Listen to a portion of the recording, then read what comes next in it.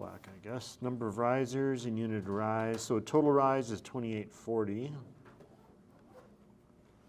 I will divide by my desired, which is 170, more or less. I'm getting 16.7. So the nearest there would be 17. So I'll come back to my total rise of 2840, divide by 17, and that gives me 167.1. Number of treads is always going to be what? One less than the number of risers. 16. And then also drop to line of flight here. That is our headroom. 2085 plus 325. 2410. So the reasoning behind this, that I've picked this one here, you're given the inside unit of run, because remember that there's maybe 3 ways we can go on this particular kind of problem. You can either be asked or told that the inside unit of run is a certain number, or they'll say use the code minimum or maximum. So in this case, the code minimum would be 150. And code maximum for rise would be 200. And we'll do the whole inside, and then we'll scoot over to the outside part of the stringer. And hopefully that'll make sense to you. It says here, you're given the inside unit of run. It's 200, yeah. They say use 200. So right here, I can plop 200 in there. That is sort of like a fixed number. Right there where I'm putting that red line, that's 200. So the total run is going to be the distance from this corner all the way around that circle to the end of the stair. And so if my unit run is 200 and I know how many treads I have, can I not calculate that? So I come back up here and I say the total run must be 16 times 200. And that gives me a total run of 3,200.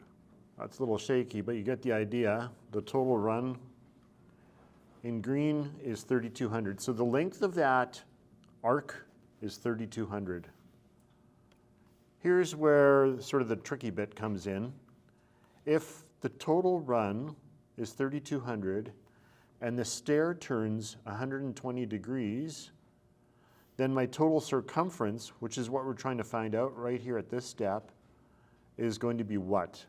And let me slow this down for you a little bit. So the stair turns 120 degrees, it says.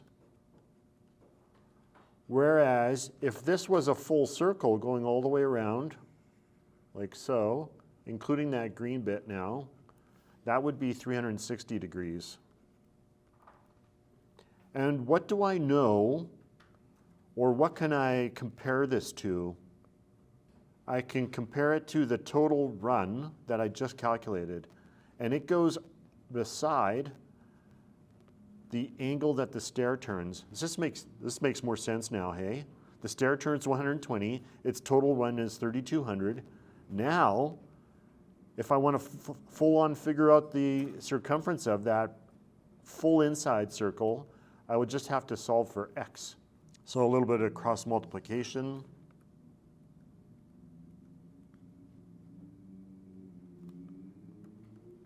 If I have the circumference of something and I want to go and find the radius, what might I do? 9,600 divided by what number gives me radius of a circle? 2 pi. 2 pi, yeah. It's going 2832. Good actor too. 1527.9. I'm just going to grab one decimal on this guy. And now, let's see, red. I'll grab red. And now I have the distance from here, this center point, all the way to this edge of this inside stringer. And now we're going to grab our most favorite formula, unit rise over unit run equals drop to line of flight over finished opening. We kind of have three of those things now, hey? We've got the DTLF, we have a unit rise, we have a unit run. So let's bring those numbers down. I have to see what I put there, 167.1. That was our calculated unit of rise. Our unit of run was given to us as 200, and our drop to line of flight was 2410. It's nice, hey, when you pre-do kind of all these calculations and then you can just start pulling the numbers in, I feel like. 2884.5. It's nice that we get to use this same old formula here. I like that. And this finished opening then, the total run of the stair was from green to green along the arc. And then our finished opening was from this same start point, but to this header, which is sort of indicated by that line there. So it sort of checks out, hey, the total run is 3,200 and the finished opening is 2,884, almost 2,900, which roughly fits this image. The image is true to the problem, by the way, if that helps you. We're going to compare circles again. And the way we're going to do this, because we want to know what is the finished opening in degrees. So that's like, this is the finished opening. That's like saying, what is the angle between those 2 points there? Because that's the finished opening point. So I know the run over there, but I want to know what the angle is. So we come down here, and there's two numbers we know already. And it's kind of the same as doing this third step. We kind of say, I know that a full circle in this case would be 360. And I know that the full circumference of that same circle is 9,600. So this 9,600 is like the distance around this whole inside circle. Just like before, we took that guy and we said, hey, we're going to compare him. So what do I now know for this comparison that will give me the unknown? I'm looking for the angle of the finished opening. It's the finished opening, 2884.5. So a full circle is 9,600 in circumference. And so now I'm saying, hey, I got that finished opening calculated in the flat plane. And the question is, what is that angle? Let's see how this checks out. And I still have that number floating in there in my calculator. Why not use it? Times 360 divided by 9,600 equals 108.2. So actually, as we were going through this, we could have checked off these things. We got 17 risers, our unit of rise of 167.1. Radius to the inside, 1527.9. We haven't done this one yet, that's okay. And we haven't done this one, so we're still waiting for those two. Degrees turned by one tread, we can actually do that one. But at the very end there, it's finished opening degrees, 108.2, so we've got that one. So how would you figure out the degrees turned by one tread? It's the angle that the stair turns, 120, divided by the number of treads. So degrees turned, so the whole stair turns 120 degrees, it says. I'll just do that right here. Divided by 16, yes, 7.5. So that checks out, so we're good there. And this time we are truly going to start at the top and work our way down. And you'll see the flow a little bit better. So if I have the radius of the inside stringer, how would I go about finding out the radius of the outside stringer? Add the width of the stair, because I have this right there.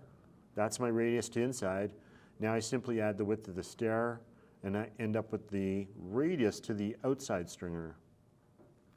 So let's see where that takes us. 15, 27.9 plus. Width of stair, it says, are 1350. 2877.9, I'm getting.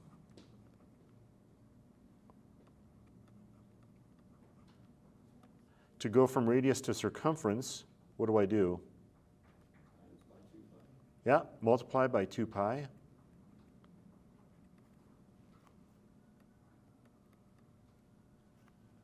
Are you guys also getting 18,000? Yes. I got something like that. Because I see this is like 3, and 2 pi is kind of like 6 or so. 3 times 6, 18. Yeah, it checks out. Sometimes I do those little quick mental things just to make sure I'm on track. Okay, total run of the stair. How do we go from circumference to total run? By the way, this circumference here is the full circumference of the outside stringer. How many degrees does the outside stringer turn along its whole circumference? It's kind of a weird way to phrase that. Maybe I'll just stop there and just do the math. That came across really convoluted. That sounds like an EIT question. Yeah. Yeah, that's exactly how they worded it. So the full outside circle is 360 degrees, like any circle, and I've got its full circumference just sitting there from my last calculation. And I know that my stair turns 120 degrees, says so. And so what this will give me is, if I do this relationship here, this cross multiplication, is I'll end up with the distance from this outside corner, and this is total run, all the way around the outside to this point here. That's the total run, all the way around the outside. That's M and N, isn't it? Sorry. 100, Getting convoluted here too. 120 times 18082.4 equals divided by 360.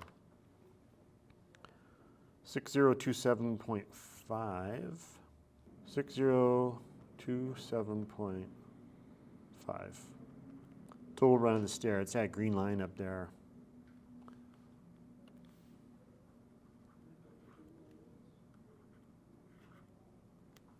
Cancel that one? If I have a total run of a stair, and this could be a straight stair or circular or whatever you have, if I have the total run, how do I find out the unit run?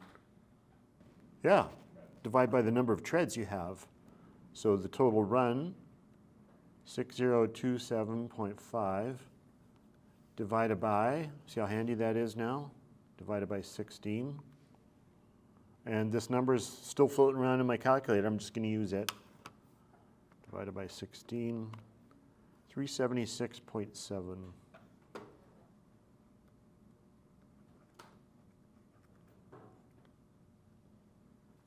And now we're getting into familiar territory here again because, by the way, we already know what the angle of the finished opening is. We calculated it in the first one. The angle will be the same on the outside. The only thing that changes is the unit run and the total run of the stair, really. So the finished opening again, we're going to use our old formula there, 167.1, except we're not going to stray over onto the left-hand side of the page because we're working on the outside. And my unit run there at the outside is 376.7. However, my drop to line of flight is still the same. Nothing's changed there. So let's work that guy out. 376.7 times 2410 divided by 167.1. 5432. Oh, that's going to bump that up to 5433.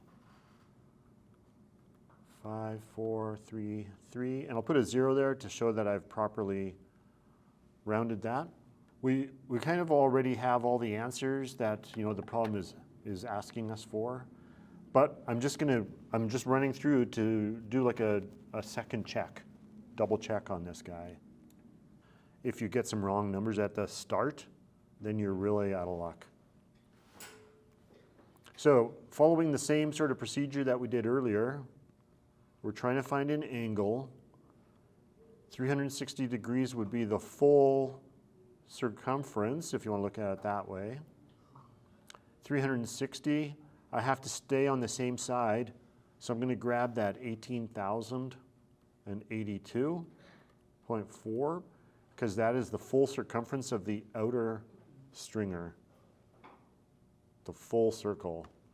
And then in this number, I would put in the finished opening, 5433, and our number should be the same as what? Yeah, it should be the same as the inside because it's an angular measurement. So our double check worked out, 108.2, because the angle is the same. If you check out this angle here in this diagram,